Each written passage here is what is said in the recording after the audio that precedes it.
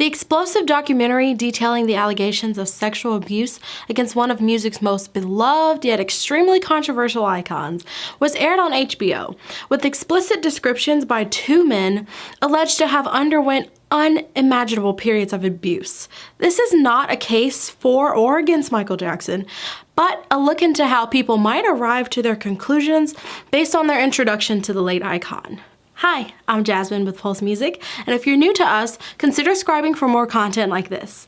Now, let's explore the topic.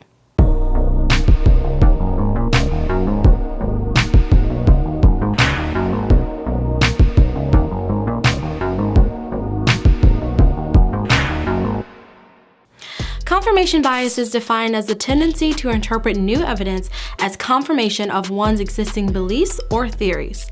It's a form of cognitive bias in which individuals favor a subjective perception of information presented to them. Pretty much everyone is guilty of this at some point, and the effects is multiplied in the matters that are more emotionally charged, as well as strong political and social ideologies. Let's see how this ties into the topic. The new documentary on HBO follows allegations made by two men, Wade Robson and James Shafchuk, who described sexual abuse that began when the alleged victims were as young as 7 years old at Jackson's Neverland ranch. The documentary interviews the men as well as some of their families, and in particular, the mothers of the two men. Now, unless you've been completely disassociated from the news and pop culture, accusations of misconduct against Michael Jackson are not new. General oddities have plagued his career, especially after the success of Thriller in the early 80s. Here is where we begin. From a fan's perspective, Michael was undoubtedly the biggest celebrity on the planet, and for his fans, their first introduction into the pop star was his music. A favorable introduction. Right from his career inception, Michael's persona was impressionable. A soft-spoken, childlike image that was electric on stage. Mix that with impeccable talent and chart-topping success, plus an ability to connect with his fans like only a few others could, and you have an artist who ties you emotionally, not only to his life, but his musical projects. Arguments made from this standpoint tend to have an emotional component to them. The fan feels like the artist is a part of their life. The music Michael made was a soundtrack to his fans' lives, and the emotional attachment cannot be understated. Fans remember certain points in their life, and the music becomes a marker for special occasions and achievements. Also, the way music makes you feel is personalized, and artist-fan connections can be really powerful. Fans aren't a monolith though, and can exercise objectivity. But how they interpret information dictates how they arrive at these conclusions. Many fans have already stated that they won't watch the documentary and have pretty much discredited the accusers.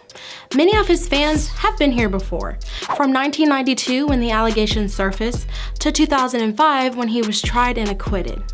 Then you have the people who are not fans or not as enamored with Jackson's music. Post-Thriller, Michael Jackson's image took a turn for the worse. His reclusiveness from the public eye opened room for rumors. His changing looks and skin color sparked inquisition into just who he was. And he was so far removed from society.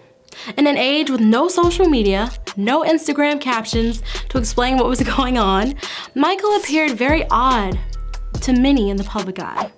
The media's obsession with his peculiar life led them to dub him as Wacko Jacko.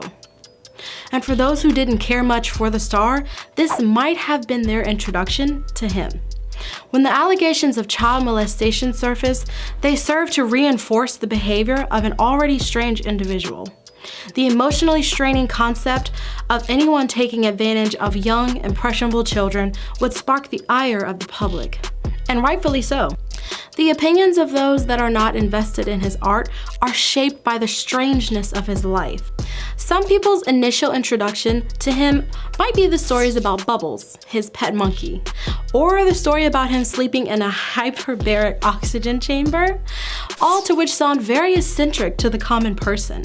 But most damning is the story of sleepovers, which Jackson himself admitted to. His image, irreparably damaged after this, caused him to rebel against the media, and his History album was a mix of despair and anger expressed heavily through his lyrics. Still, for those who have unfavorable views on him, their mind was probably made up once the allegations surfaced. Let's take 2 instances that could display some level of confirmation bias. In January, Chris Brown was arrested and booked in Paris on suspicion of rape. And a lot of people jumped to conclusions about the situation based on their prior thoughts on Chris Brown before. He was released without charges, and some people, such as former rapper turned talk show host Eve, had to apologize for jumping to conclusions by judging the entertainer prematurely based on his past. And at this point, the Jussie Smollett case needs a little explaining, as many people sided with and felt sorry for the actor, who, as of this recording, is being charged with felonies pertaining to lying to authorities about an alleged hate crime. Many people were quick to assume that his racially tinged story was true and preyed heavily on political and racial biases in the country. But back to the matter at hand.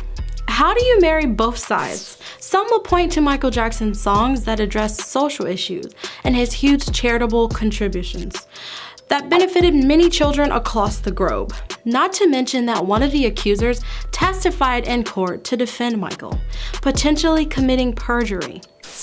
It's inconceivable that someone who loved children would take advantage of them. Now, others will point to a worrying pattern of behavior that led them to believe that he was a sexual deviant. The best thing to do is to get rid of any biases and try to objectively approach the subject.